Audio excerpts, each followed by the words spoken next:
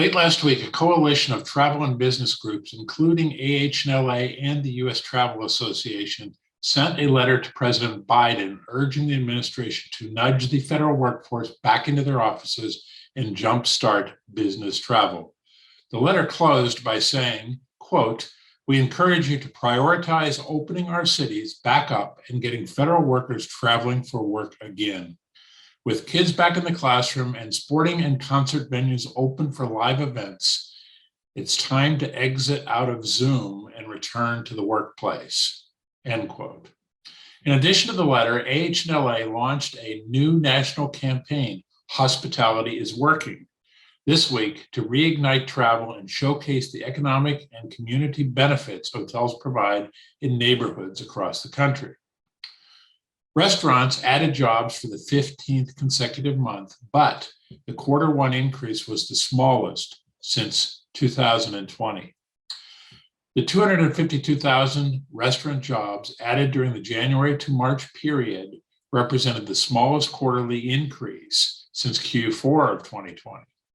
Overall, eating and drinking places remain 820,000 jobs, or 6.6%, below their pre-pandemic level.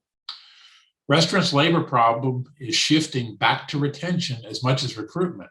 About 3 of every 50 people employed in the restaurant and lodging industries quit during March, even as overall hirings increased and unfilled positions dropped to the lowest level in at least 4 months, according to new federal statistics.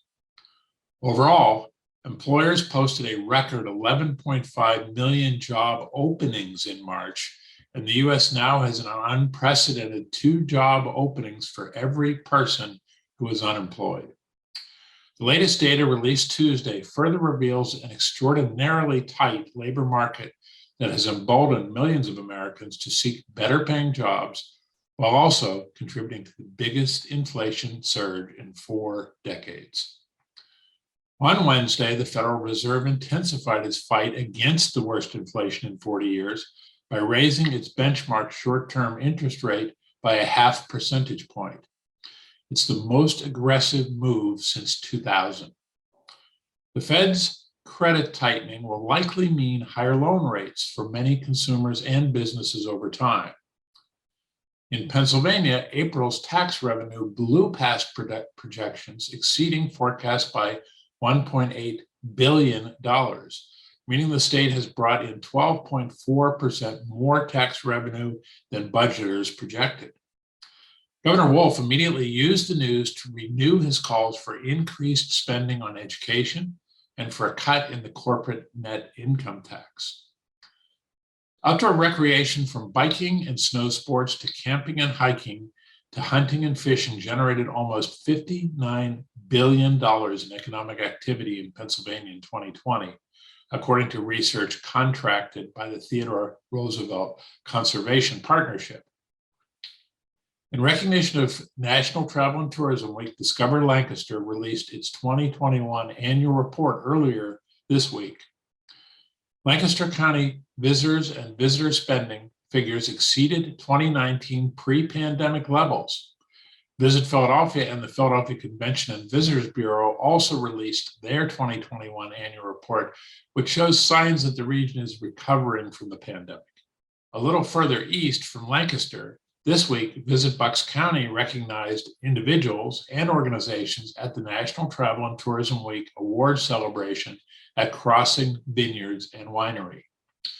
Before announcing the 2022 awards, the 2021 Tourism Week Award winners were recognized in person, as last year's event was virtual. Visit Bucks County honored the Pennsylvania Restaurant and Lodging Association with its 2021 Dedicated Partner Award. Congratulations to the 2022 and 2021 award recipients. Lastly, our friends at the Asian American Hotel Owners Association, AAHOA, named Laura Lee Blake Esquire as the organization's new president and CEO. Blake will take the reins on May 16th, succeeding Ken Green. Laura Lee isn't a newcomer to the organization, though, having worked previously for AAHOA from 2005 to 2014. Thanks for tuning in to another edition of It Happened This Week. I'm John Longstreet, and I'll see you again next time.